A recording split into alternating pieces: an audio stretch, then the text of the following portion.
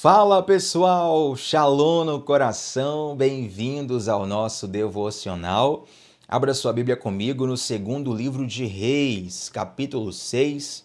Vamos ler aqui do versículo 1 em diante, uma história que fala sobre um milagre operado por Deus através da vida do profeta Eliseu. Antes de nós entrarmos no texto, se você é novo ou nova por aqui, se inscreve no canal, ativa o sininho das notificações e vem com a gente de segunda a sexta, 7h30 da manhã, sempre começando o dia, mergulhando na palavra de Deus. Vamos lá, segundo livro de Reis, capítulo 6, versículo 1 em diante, diz assim: Os discípulos dos profetas disseram a Eliseu: Como vês, o lugar onde nos reunimos contigo é pequeno demais para nós. Por que então não vamos ao Rio Jordão? Lá, cada um de nós poderá cortar um tronco para construirmos ali um lugar de reuniões. E Eliseu disse: Podem ir. Então um deles perguntou: Não gostarias de ir com os teus servos? Sim, ele respondeu. E foi com eles. Foram ao Jordão e começaram a derrubar árvores. Quando um deles estava cortando o tronco, o ferro do machado caiu na água.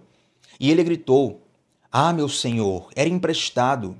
E o homem de Deus perguntou: Onde caiu?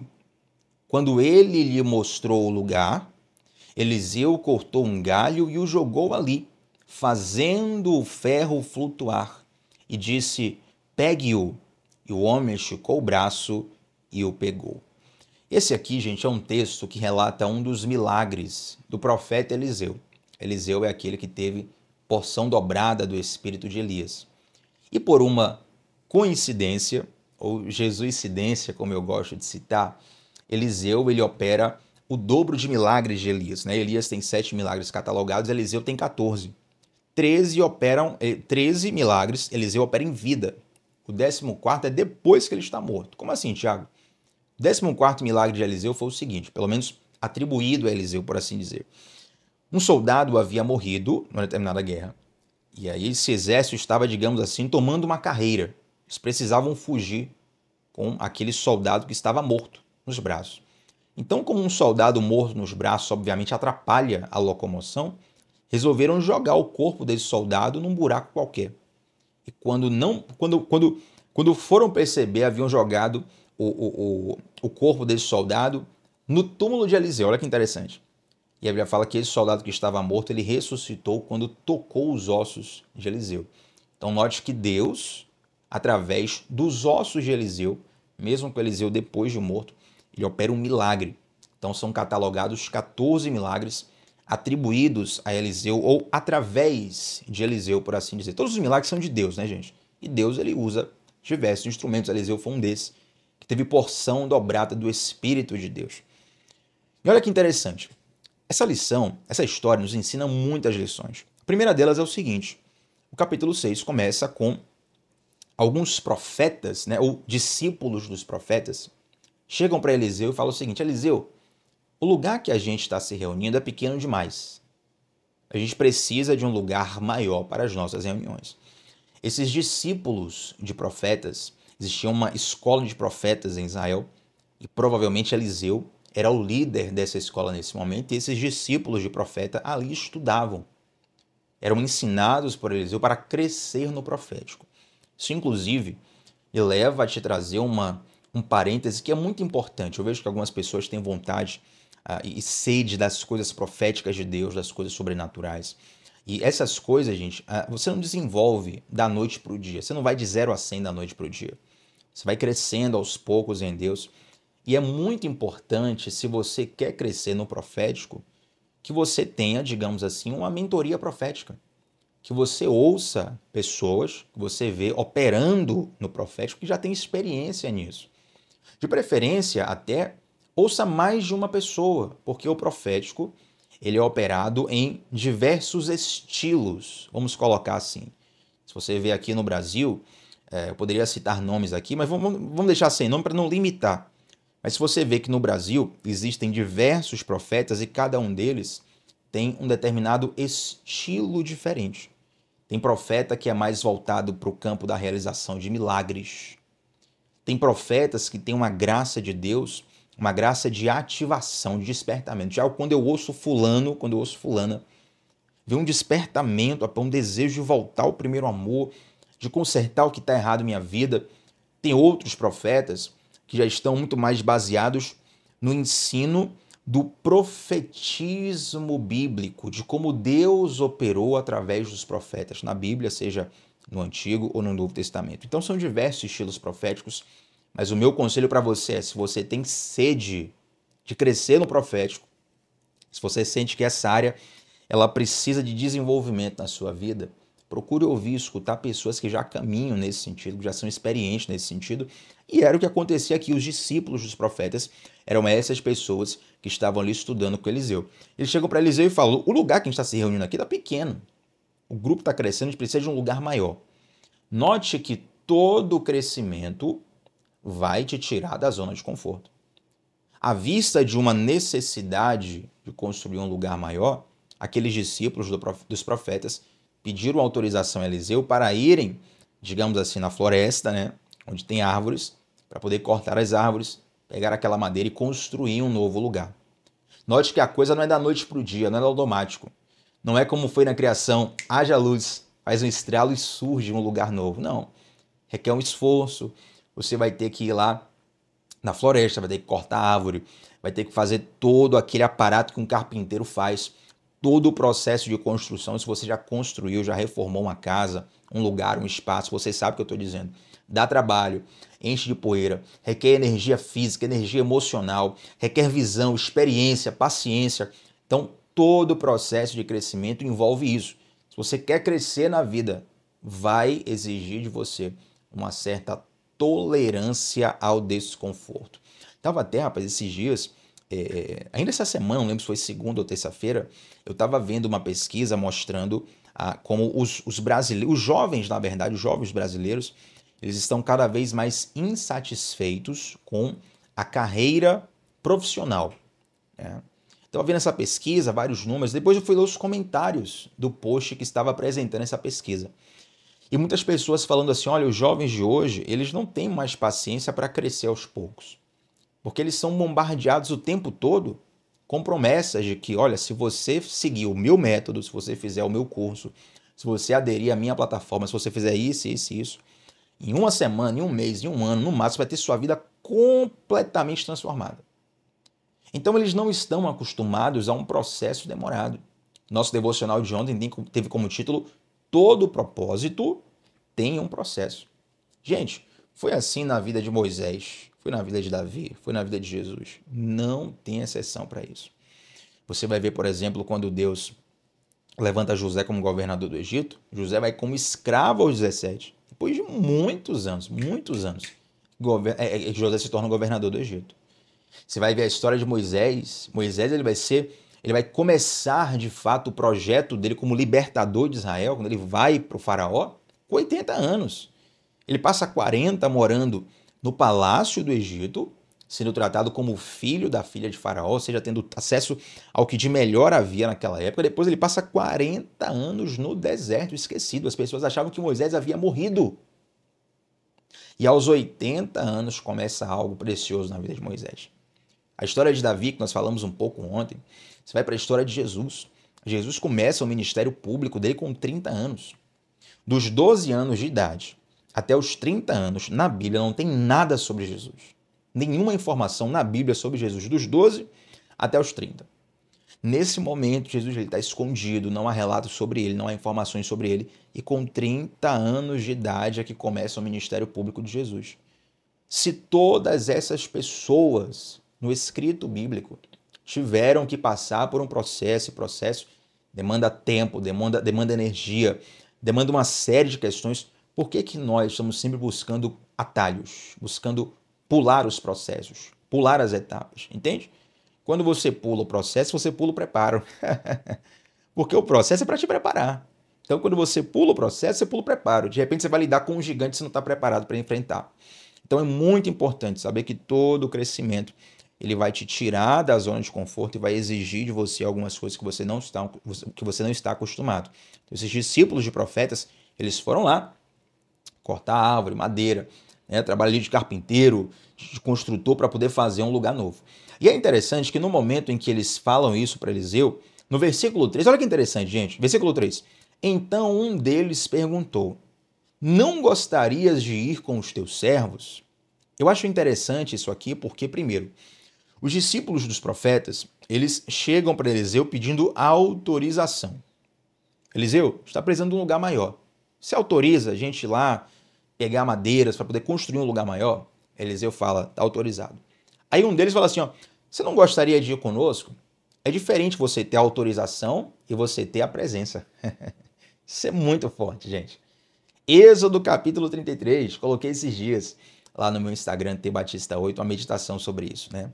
Sobre como Deus, ele está tão furioso com o povo que ele fala assim, Moisés, eu vou te dar todo o meu recurso, eu vou colocar um anjo adiante de você, vocês vão ganhar todas as guerras, vocês vão entrar na terra prometida, precisar de milagre vocês vão ter, mas eu não irei com vocês, porque se eu for, eu estou tão estressado com vocês, tão irritado com vocês, que no meio do caminho eu vou destruir todo mundo. Deus falou isso.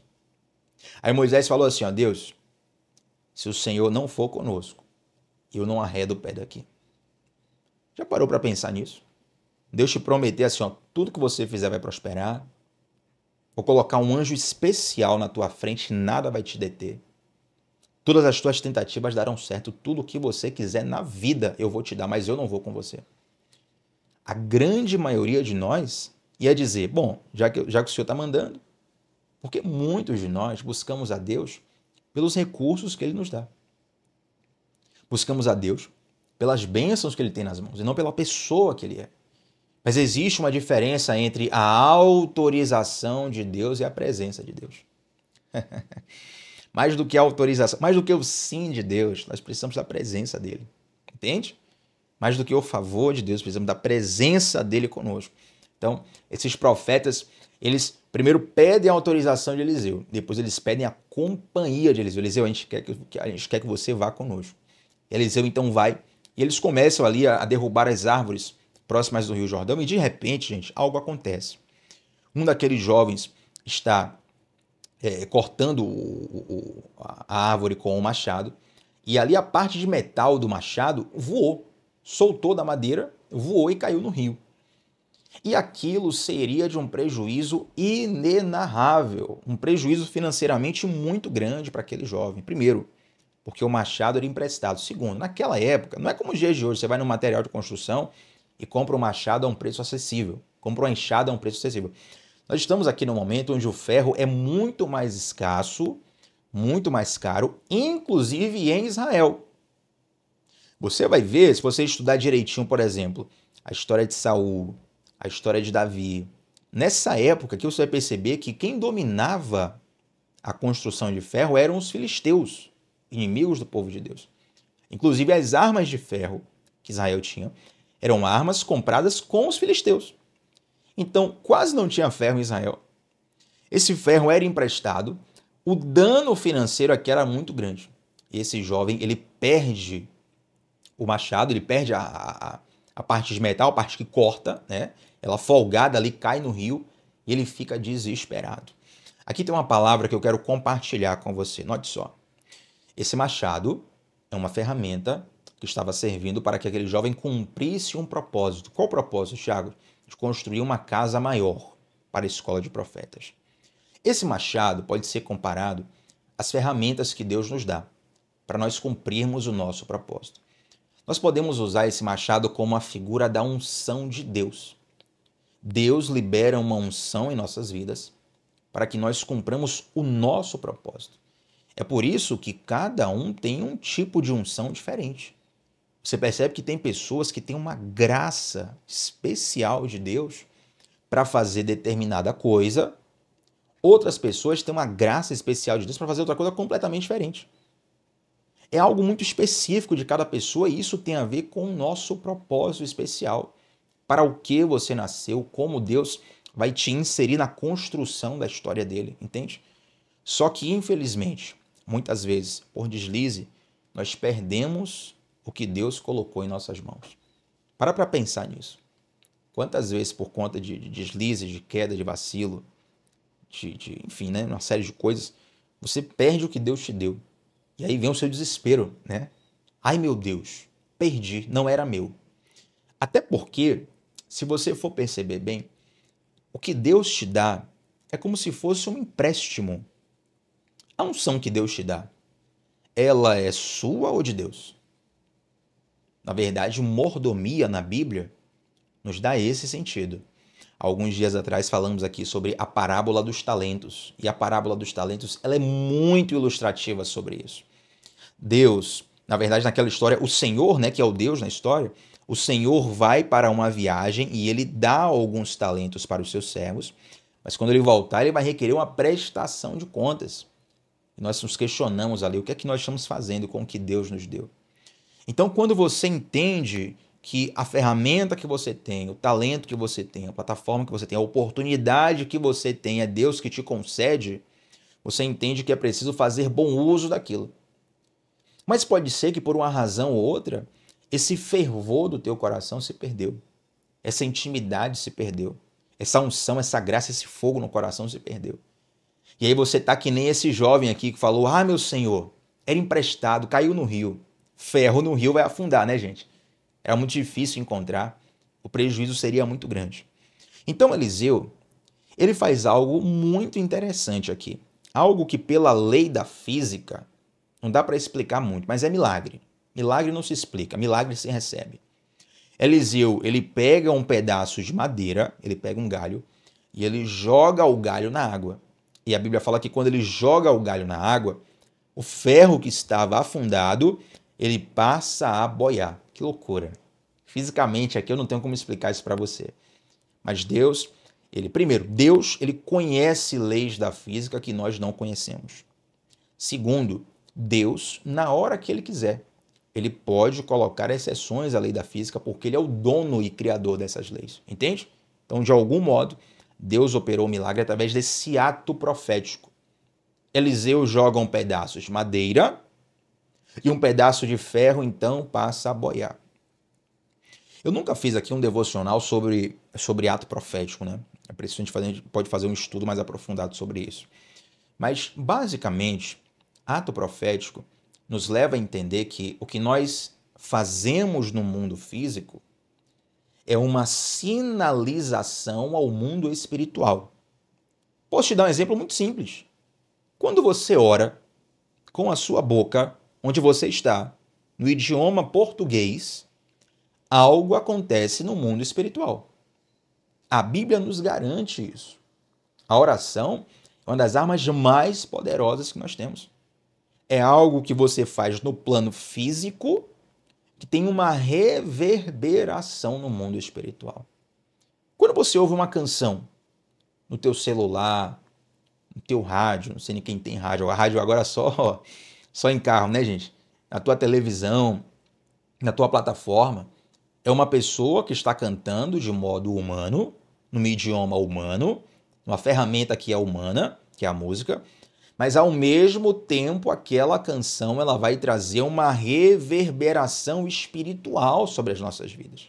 É assim ou não é? Inclusive, já está disponível em todas as plataformas a nossa canção Ele é o Bom Pastor, Salmo 23, que tivemos a alegria de receber de Deus durante um culto lá na igreja local. Inclusive lançamos o clipe aqui no canal, né? E todo mundo já está aí na ponta da língua. O refrão dessa canção é muito lindo, que diz assim: Ele é o bom pastor, se tenho a ele não quero mais nada, se tenho a ele não me falta nada. Note que até desafinei aqui, né? Jesus amado. Então você vai ouvir aí para poder dar uma melhorada. Mas olha que interessante. Você ouve uma canção, uma frase dessa. Parece uma frase simples, uma frase, meu Deus, isso aqui não é possível que isso aqui vai mudar minha vida. Você ouve aquilo, de repente Deus começa a restaurar teu coração. Começa a mexer nas suas emoções. Algo que estava morto, caído, dormido dentro de você, adormecido dentro de você, começa a ressurgir. Por quê? Porque é um ato profético. O que você faz no mundo físico tem uma reverberação no mundo espiritual. Estava conversando com meus amigos, os amigos do meu GC, o GC que eu faço parte lá na nossa igreja, e falando com eles sobre como o perdão é uma espécie de superpoder. Porque o perdão, ele anula o peso das ofensas que nós recebemos durante toda a vida. Alguém pode te ofender como for. Se você liberar perdão, você anula o peso da ofensa. Então, às vezes, você falar com sua boca, eu te perdoo. Mandar uma mensagem no WhatsApp, eu te perdoo. Até mesmo, acontece isso também, no funeral, né? A pessoa já perdeu a vida, mas o fato de você ir lá, né? No caixão da pessoa, e pós-mortem, você liberar o perdão, isso traz uma leveza, uma nova realidade. Por quê? Porque tem algo sendo feito no mundo físico que reverbera no mundo espiritual. Pensa nisso. Pense em quais coisas você precisa começar a fazer, ou precisa voltar a fazer no mundo físico, que vai reverberar na sua vida espiritual. Então Eliseu, ele joga aquele pedaço de madeira e é interessante, né? Olha que figura que nós estamos aqui. Um madeiro que resgata o ferro, que aqui é a unção. Dessa mesma forma, gente, assim como esse pedaço de ferro estava lá afundado no rio, a minha, a sua vida, nós estávamos afundados no pecado, afundados na condenação. Se um advogado humano pegasse a nossa causa, iria analisar e dizer assim, olha, não tem jeito para você, infelizmente. Você cometeu crimes demais, porque o pecado é um crime contra a lei de Deus. Você cometeu pecados muito graves. Não tem jeito, você vai ter que ser condenado e a condenação é eterna. Mas nós temos um advogado, aleluia, Jesus Cristo justo. Está escrito isso na palavra de Deus. 1 João, filhinhos, não pequeis. Porém, se pecardes, tendes um advogado, Jesus Cristo justo.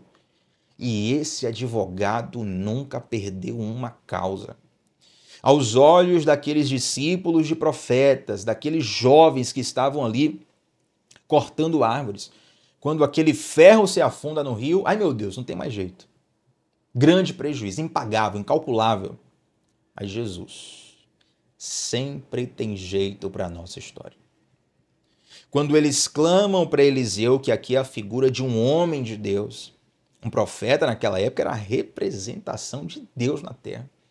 Eles clamam para Eliseu, Eliseu lança um pedaço de galho, um pedaço de madeira, e o ferro passa a flutuar. Isso está dizendo, aquilo que não tinha mais jeito para você, na cruz foi resolvido.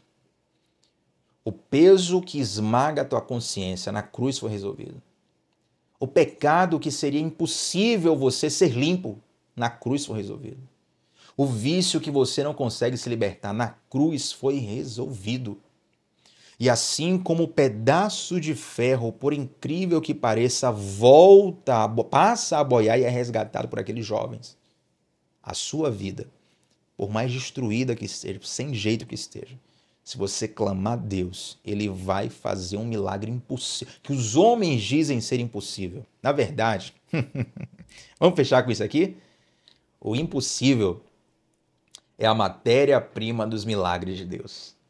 Receba essa palavra no seu coração. Nem vou falar mais nada aqui, porque eu quero fechar com isso. O impossível é a matéria-prima dos milagres de Deus. Se você tem uma causa impossível, pode ter certeza que é com essa matéria-prima que Deus vai fazer uma grande obra na sua vida. Você recebe isso? Recebe essa palavra? Aleluia! Vamos orar juntos nesse momento, se você puder. Feche os seus olhos. Senhor Deus, nós te agradecemos, Pai, pela sua bondade, pelo seu poder, pela sua graça sobre nós. Ó Deus, quantas vezes, Pai, nós estamos assim como aquele rapaz que perdeu o machado, que afundou no rio. Quantas vezes nós já cometemos tantos erros, tantos pecados, que parece não haver mais jeito para a nossa vida. Mas assim como o Senhor fez um milagre que aos olhos dos homens parecia impossível naquele momento. Tua palavra diz que o Senhor é o mesmo ontem, hoje e para sempre. Não há nenhuma história que o Senhor não possa transformar. O Senhor faz do fim um novo começo. O impossível é a matéria-prima pela qual o Senhor opera grandes coisas. Eu quero te pedir, Senhor, toma em tuas mãos a causa impossível dessa pessoa que está orando comigo nesse momento e faz um grande milagre, ó Deus, como testemunho e prova da sua glória, do seu poder e do seu amor. Que eu te peço e te agradeço, ó Deus, em nome de Jesus. Amém. Gente, deixa um like nesse vídeo, o seu like é muito importante. Antes de sair essa transmissão, também deixa um comentário aqui de como Deus falou ao teu coração através desse devocional e mais. Lançamos ontem nas plataformas de áudio a Spotify, Deezer, tem outras plataformas também, essas são as mais escutadas. A nossa canção Um Bom Pastor já está disponível em todas as plataformas e também aqui no nosso canal no YouTube. Então corre para poder ver o clipe que nós gravamos com muita alegria lá na nossa igreja local durante um culto, para que você seja abençoado. Eu quero te fazer um pedido especial. Só se Deus tocar no seu coração, não porque eu estou pedindo, mas se Deus tocar no teu coração e você se lembrar de alguém que precisa ouvir essa canção, manda essa canção para essa pessoa, marca ela, comenta com ela. Eu tenho certeza, eu tenho uma convicção no meu coração que esses versos serão uma graça de refrigério do Senhor para muitas vidas. E nós fazemos parte disso juntos. Amém? Gente, Deus abençoe, beijo grande no coração. Um excelente feriado aí para quem vai viajar. Mas estamos juntos sempre aqui, de segunda a sexta, 7h30 da manhã, sempre começando o dia mergulhando na palavra de Deus. Shalom no teu coração, até a próxima, gente. Tchau, tchau.